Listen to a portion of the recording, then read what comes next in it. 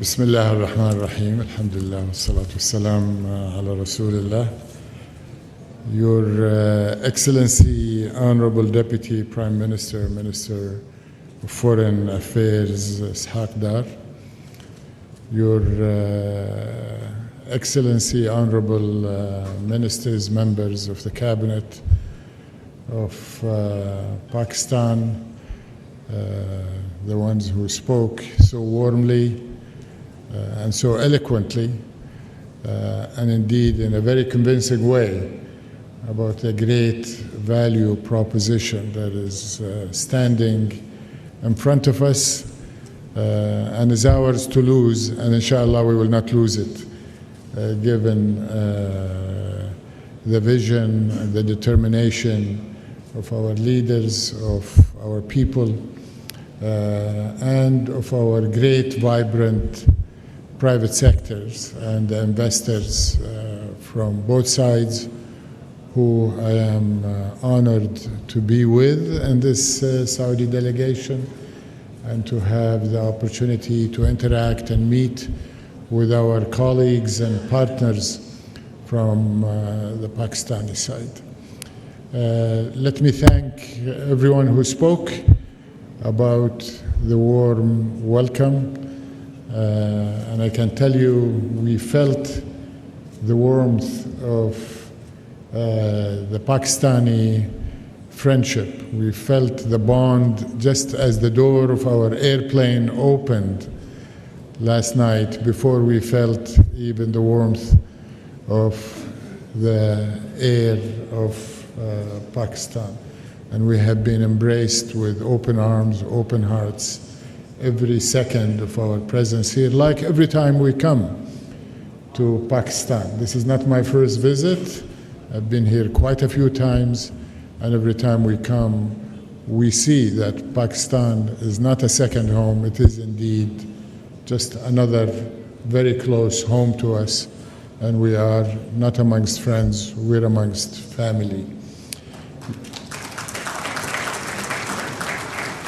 Let me start by conveying, not just to the honorable members of the Pakistani cabinet who are with us today and the parliamentarians, but to the entire Pakistani population, the warmest greetings from the leadership of Saudi Arabia, His Majesty, Custodian of the Two Holy Mosques, King Salman bin Abdulaziz, and His Royal Highness, Crown Prince, Prime Minister Mohammed bin Salman bin Abdulaziz, who hold Pakistan in the highest regard as a strategic partner, a cultural partner, a country like no other in terms of the bond that has united us for as long as history can chronicle.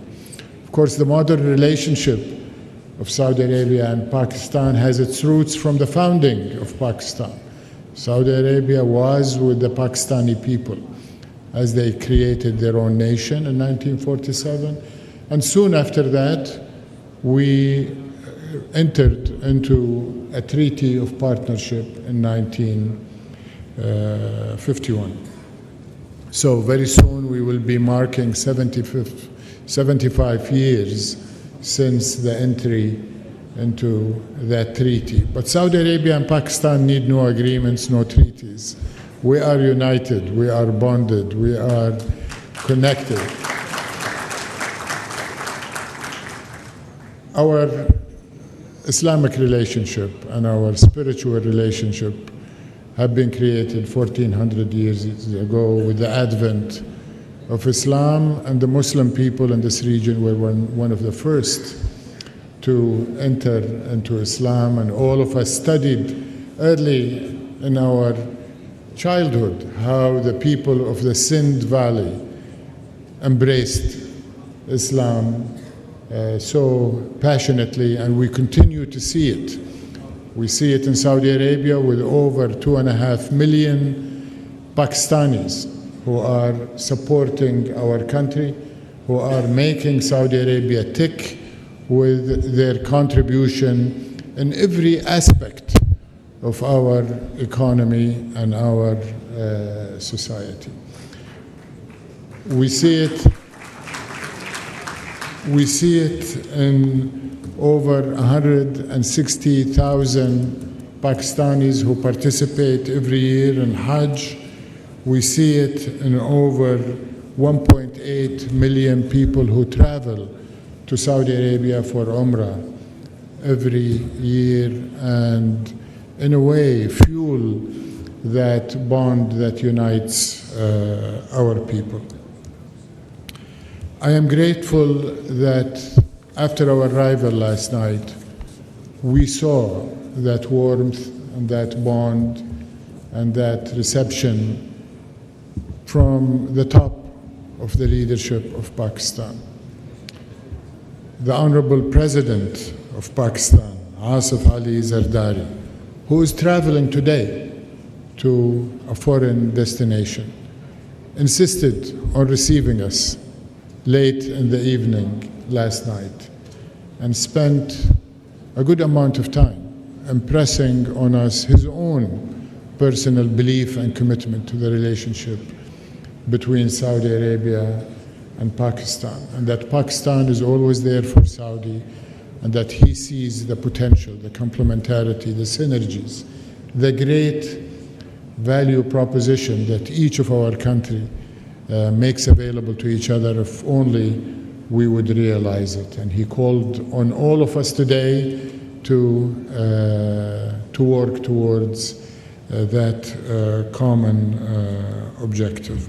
We spent a good amount of time with the Honorable Chief of the Army Staff General Sayyid Asim Munir Shah, and he spoke also from the heart, as well as from the mind, as well as expressing in numbers that are very, very compelling what the value proposition to the Saudi private sector from partnering with Pakistan. And he expressed his commitment that he will see to it that all matters of red tape will indeed be replaced with a red carpet treatment for Saudi investment. And he recalled how he and Crown Prince Mohammed bin Salman saw to it to create this special one-stop shop, a special single window,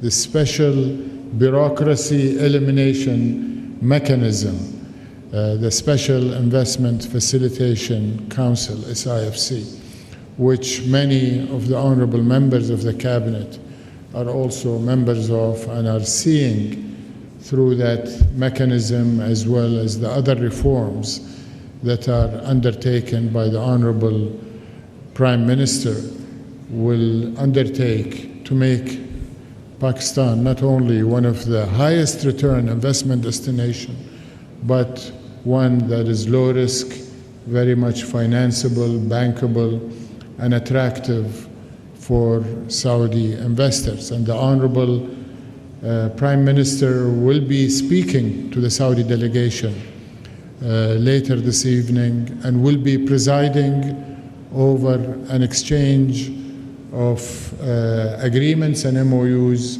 totaling 27 that will be signed throughout the day. Many of them have already been negotiated and agreed, and will be announced today, over $2 billion.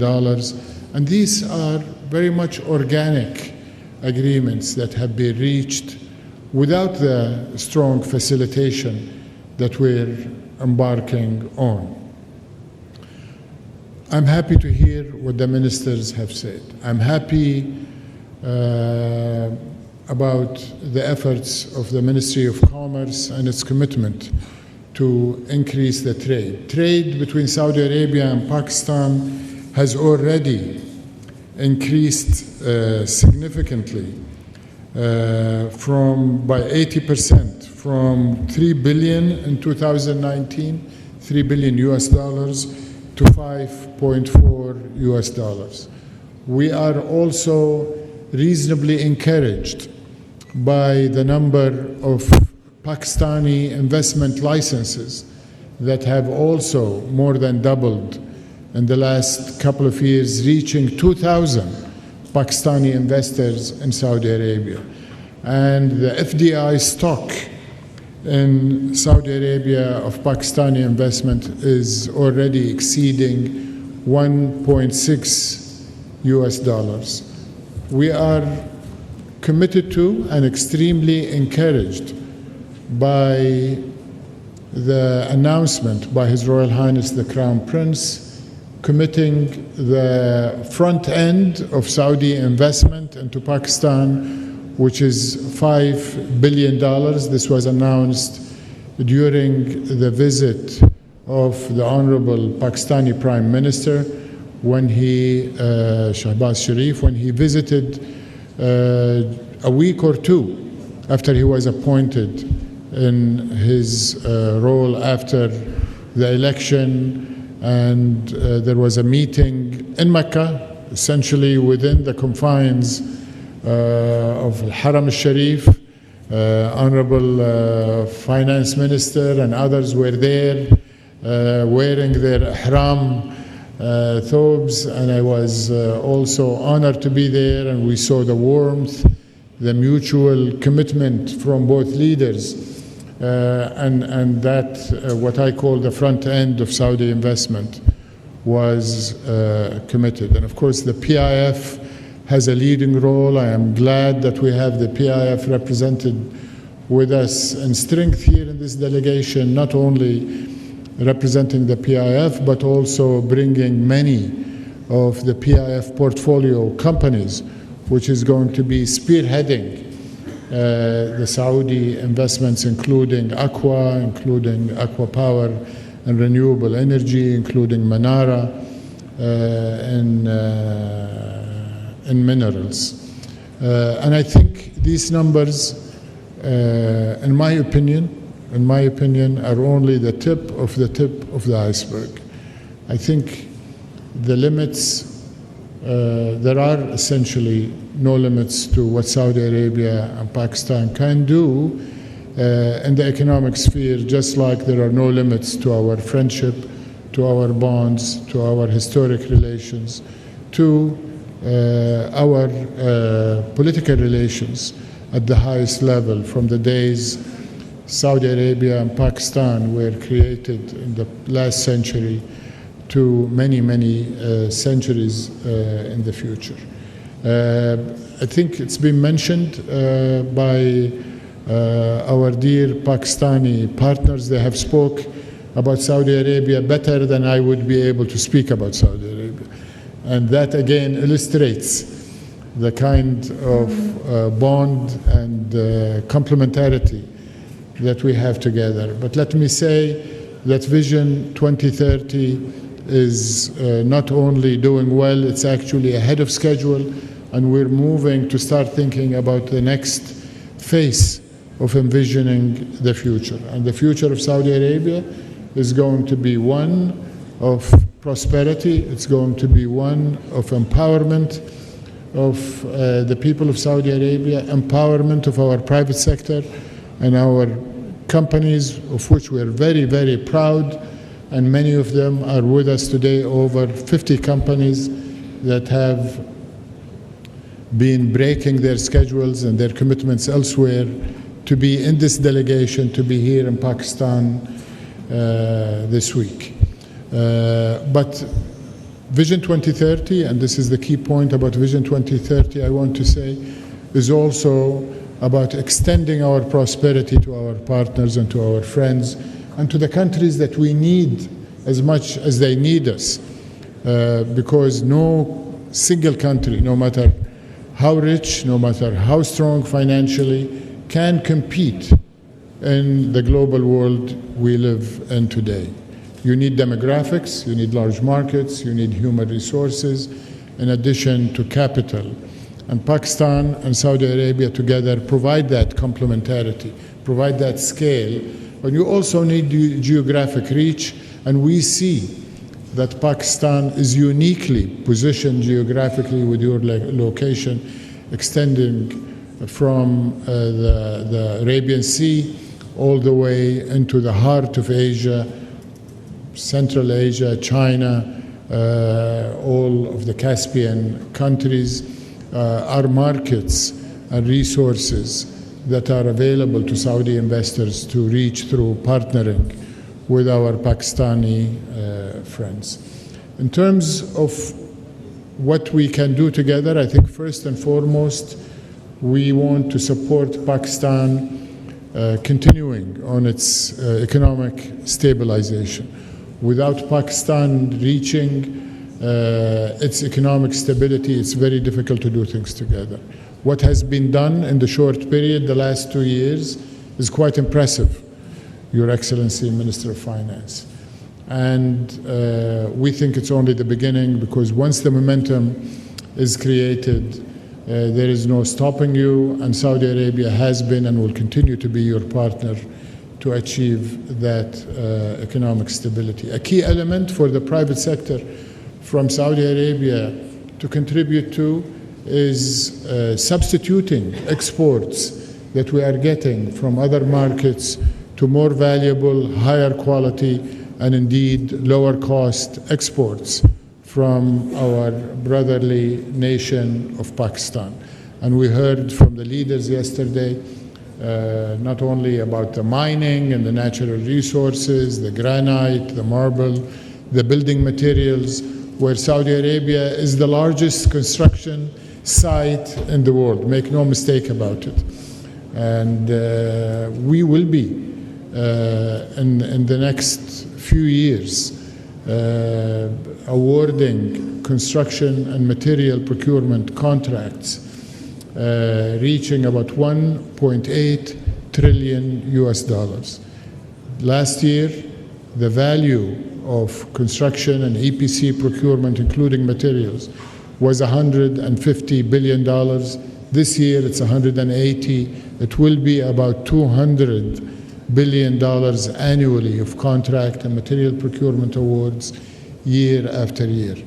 Unfortunately for us, but in a way fortunately for our partners here in Pakistan, a lot of the input into those contracts is going to be imported. And we want it to be imported from Pakistan, all things being equal.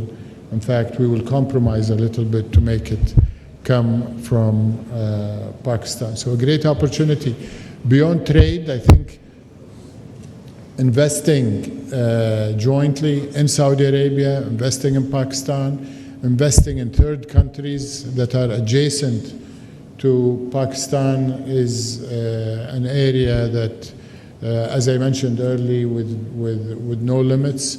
We see energy as a natural. The kingdom has been and will continue to be the kingdom of energy, the global leader in conventional energy. We're investing, continuing to invest in oil and gas, and His Excellency Minister Musaddiq mentioned oil to chemicals is a big area for growth, and we want Pakistan as a big market for chemicals to also participate with us. But the big area of growth, the new area of growth in energy for us is renewable energy. Solar, wind, hydrogen, green ammonia, green methanol, not only for the consumption of your large population and what is starting to be a vibrant, high-growth economy here in the heart of Asia, but we hope that we will allow Pakistan to also export this green energy, given the endowment you have. Mining and minerals, as mentioned already last night and today, is truly quite significant. Electrification is already sweeping the global economy. Saudi Arabia is committed to it. All of our auto manufacturing sector is centered around EVs and electrification. We have given our position, it's quite remarkable, given that we are the kingdom of oil, we are the global leader in terms of reserves, resources, production, exports in oil. We have bypassed the internal combustion engine engine and the diesel engine and leapfrogged straight into electric vehicle.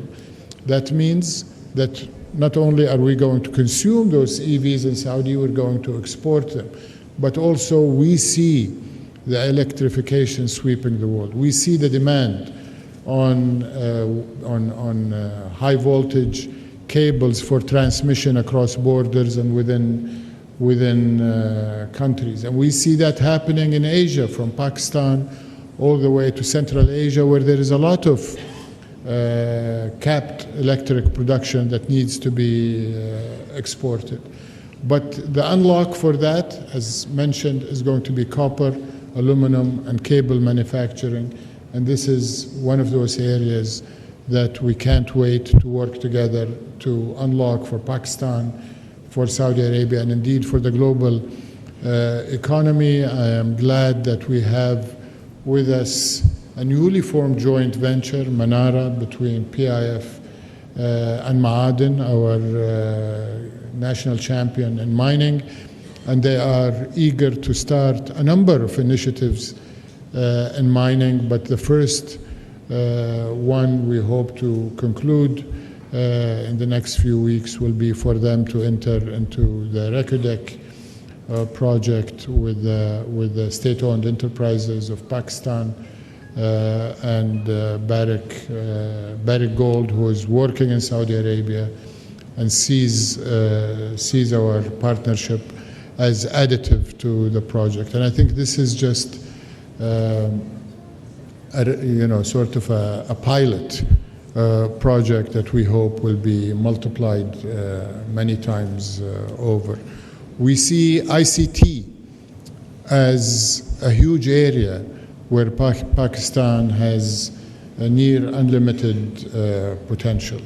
The key ingredient for ICT is human talent, and we believe in Pakistani talent. We have seen them in Saudi Arabia since the modern Saudi Arabia started bringing global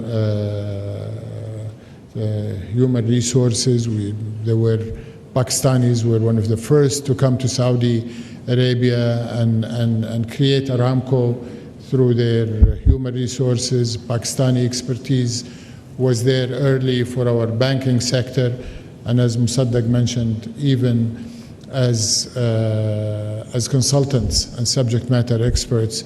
He mentored me and taught me. He was very humble when he called me his boss.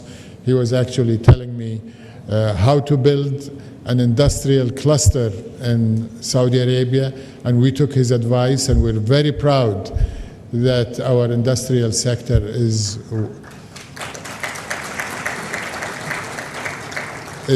one of the fastest growing, the most competitive, certainly in the region, and we aspire for it to be a global manufacturing and industrial powerhouse in Saudi Arabia.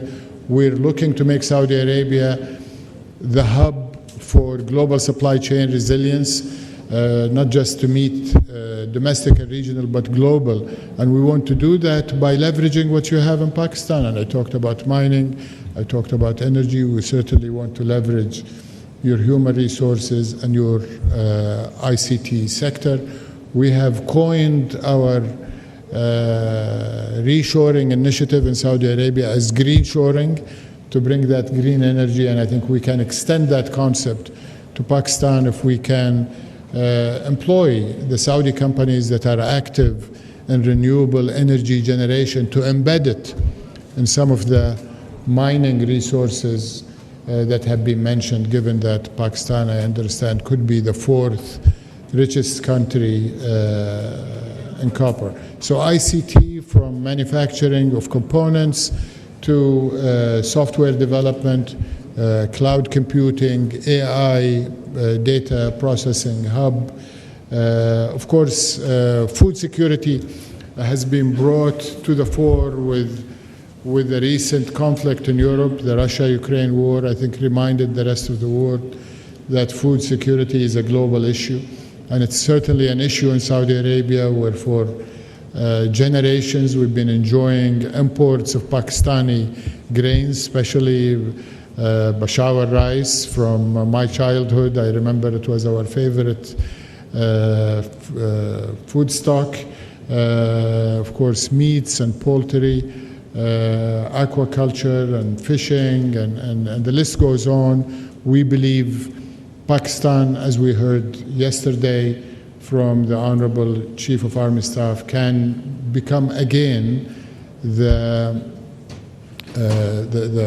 hub for global food security, not just for the Arabian Peninsula. Saudi Arabia is investing heavily in global acquisition and global direct investment from Latin America to Europe, Ukraine, Africa, and we're investing, of course, in South Asia and Central Asia, and we would love for Pakistan to be a key hub for agriculture, food processing, value add, and export to third countries.